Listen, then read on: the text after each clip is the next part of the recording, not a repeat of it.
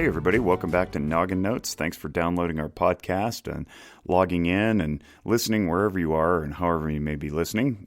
As always, Noggin Notes is the only podcast that I am aware of that aims to educate and enrich your noggin by bringing to you matters of psychology, mental wellness, emotional functioning, spirituality, and a whole gamut of other health-related topics that have to do with your mind and your body.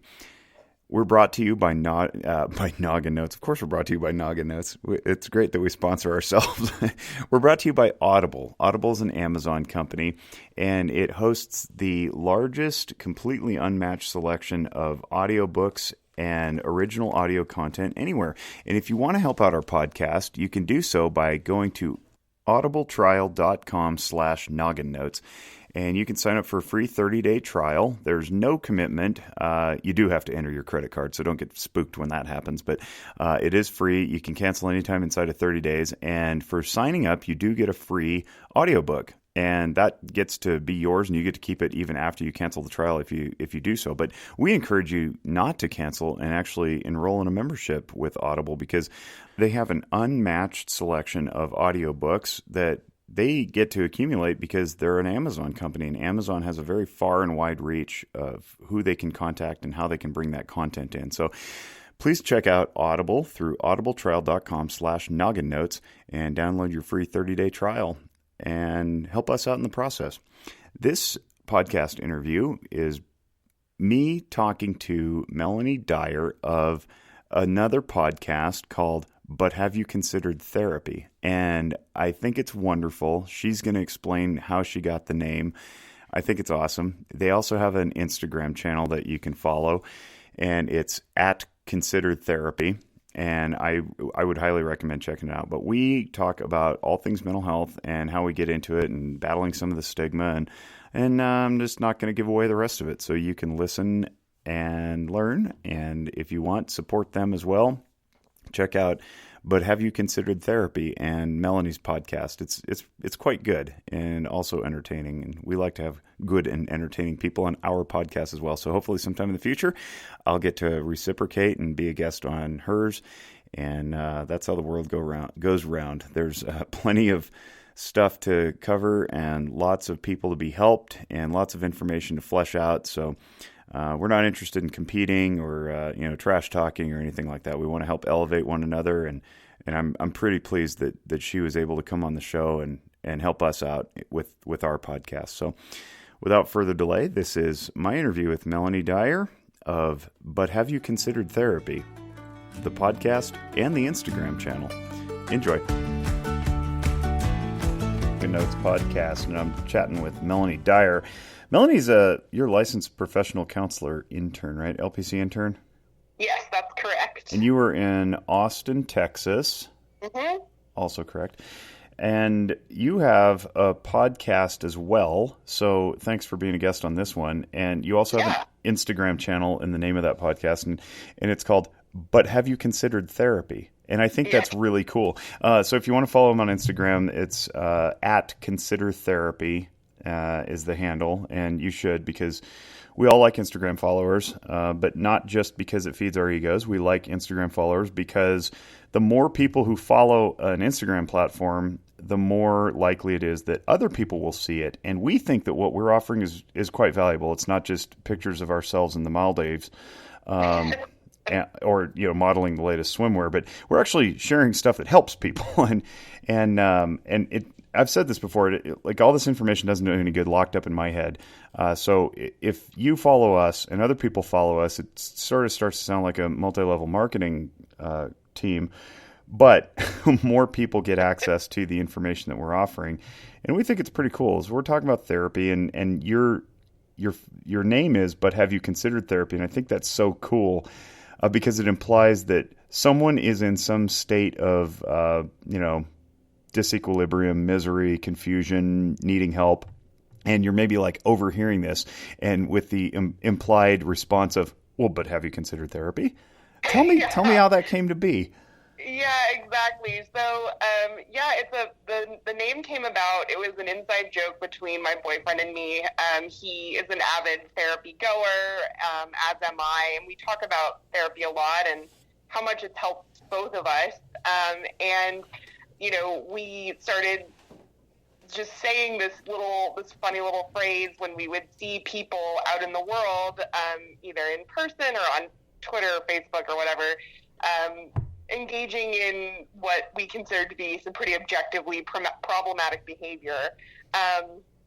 And we would sort of look at each other and sort of say, "Ooh, but have you considered therapy?" And it also kind of stemmed from this place where, I'm sure this happens to you too as a mental health professional, but I get a lot of people who know that I'm a therapist and will message me, send me texts, ask me in person and kind of say, "Hey, I'm struggling with XYZ. Do you have any advice for me?" And I think that a lot of folks are hoping that I'll have some great wisdom or great insight and I'll be able to, give them a mindfulness technique, or I'll be able to solve the problem by, just kind of accessing my therapy brain. And typically what my response is, "Well, have you considered therapy?"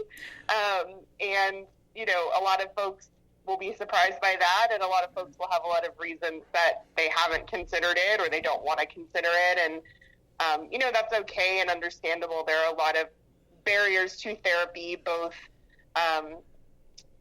social barriers, economic barriers, literal physical barriers, all kinds of stuff. But it is sort of the canned response that I give people when they're struggling with something. It's like, "Well, have you considered therapy?" I think that's, yeah, I think that's totally appropriate too, because, if you got a rattling in your car and, you go to your buddy who's like, "Hey, your dad's worked on cars forever, he put them together and whatnot, and I got this rattling," like the response should be, "Have you considered a mechanic?" And, right. Yes. Yeah. Good idea. I just didn't want to pay for it. And by the way, don't you have a magic wand? Well, no, it turns out mine broke. I've yet to visit Ollivanders to get it fixed. Yeah. We're so willing to go to all kinds of other professionals for stuff that we recognize, we don't have the expertise to solve. So we will take our car to the mechanic and we'll call a plumber or electrician when we have problems in our home, and we'll go to the doctor if we're sick or if we're injured. That stuff seems to come really naturally to people for the most part. I think there are definitely some stubborn folks out there who think they know better than everybody, but for the most part, we are willing to engage with those professionals in those moments. And for whatever reason, and I think there are a lot of reasons, people don't feel that way about mental health services and think that either they can solve it on their own, or maybe even that they just should be able to solve it on their own. Yeah. And, I think that it's important for folks to know that you don't have to do it alone, and you shouldn't have to either. Right. Yeah, totally. And we can talk about access and, whether we're not we're in a privileged position to say, well, just go to a professional, right? Not everybody has access to professionals, and not everybody has insurance that they'll take, and some of them are priced out and all sorts of things. But I think the underlying assumption here is that you and I, people of our ilk, we go to school for 3 years in grad school, and then we accumulate a couple thousand hours typically in our state supervised internships before we're really allowed to be, set free and fly on our own. Yeah. And there's a lot of knowledge acquisition that comes along with that, much like being an ASE certified mechanic.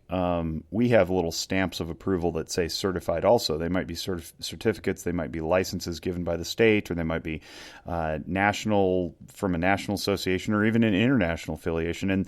And along with those comes a stamp of minimum criteria that have been met, so that we can at least guarantee some minimum level of competence, so that you're not going out and hurting people, or giving them bad information and that kind of thing, which you do run the risk of when you have conversations with your friends. And I'm not saying at all that friends can't be therapeutic. That's not at all what I'm saying. I think that the idea is that if you've continually hit a wall in your life where you're psychologically struggling, and the friends and the barbers and the bartenders aren't helping anymore, have you considered therapy? Go to the professional.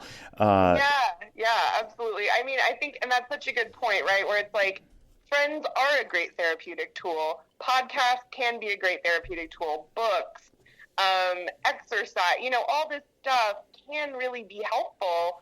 but it's not always enough. And like you said, if you kind of keep bumping up against stuff and you've exhausted all of the resources that you have, yeah, it might be time to consider therapy. And I think that there's a twofold consideration there too. When you start to cherry pick things like articles and bullet lists and podcasts and that kind of thing, is that even though we live in a YouTube culture where I can go on and reasonably find out how to change out my air conditioner in my car or whatever, that I would never tackle that, by the way. You have to remove the dash, and it would cost me more in tools than it would anyway. But there's a YouTube video for everything from knife making to hot water repair service, and now we're starting to contribute to it with our own profession. We're like, here's a tidbit, here's a snippet, here's an insight on emotional functioning. But the twofold problem that I talk about, or that I alluded to, is one, you don't necessarily know the context from which it arose, and that's something that you can only really acquire through a deep study of a subject. So you might only get a little bit of symptom relief if you look at a short list of cognitive distortions, for example. And you're like, oh, I'm thinking in a binary way, and it's giving me some anxiety. Okay, but where does that originate, and why is that skill useful? So that's one part of it. The other part is that standalone techniques, if plucked from the interwebs, can actually be dangerous when you're dealing with things like substance use disorders or eating disorders that are quite honestly life-threatening in many respects. So you don't want to do it just on your own. You do want to seek some professional guidance, and we try to take away the mystery behind that, and we don't want to pretend like we're doing some parlor trick or operating from behind a curtain, because truly what we acquire in our knowledge gain through school and supervision is something that anybody can do. But if you don't want to do it because you're busy with your own career, and God bless you for being busy with your own career, come pick our brains. And then in return, we'll probably go pick your brain about accounting or whatever it may be. Right, exactly. Yeah, it makes sense to turn to someone who knows what they're talking about when you have a problem that you don't necessarily know how to solve. And I think you spoke of all the barriers that people experience when they're trying to get a therapist, and all of those are entirely valid. But I would love to totally at least eliminate the barrier of, I think I should be able to handle this all on my own. Right. Yeah, and I don't know that exists anywhere but in our field. And I think one of the strongest origins of it is the fact that because we've all walked the earth together as humans, and we do human things, and we all communicate with the same language, there's this inherent idea that I don't need to necessarily rely on somebody else for that help, when it couldn't be further from the truth. I mean, we're all community-oriented beings, and there's literally no way we could make it in life without other people. In fact, I've shared this before on the podcast. There's an anthropological theory that suggests the reason Homo sapiens evolved and not some of the other hominids is because we hung together in communities to tolerate things like predator attacks and climate change. And that's why, so goes the theory at least, that Neanderthal died off, and Australopithecus and those types. So we literally do need each other. So you might as well just level up and go, I need help mentally, psychologically, emotionally. And there's reasons for why we don't, and they're cultural and whatnot. But yeah, let's at least lift that up and say, hey, it's okay to ask for help.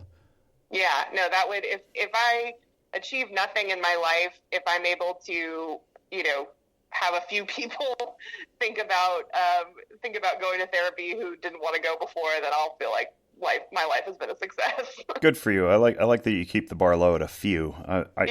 Personally, I want everyone to be better, not to one up you, but literally my goal is the whole world. Sorry, Mel. Hey, that's an admirable. But between the two of us, I think we'll do okay. Yeah, I think you're right. So, talking about barriers and stuff, one of your personal, I guess you could say it's your passion is that you like going after diversity and pursuing inclusion of a broader representation of humanity, I guess you could say, in our professional field. Your own podcast, I mean, your intro is, it's a podcast about mental health and social justice. And I think it's an appropriate time in the conversation to ask you, what problems do you see in our profession, and what are some possible solutions to that? Yeah, no, I'm so thankful that you're giving me some space to talk about this, because it is something that is extremely important to me, and I don't think we in the field talk about this very often, but it's expensive to become a therapist.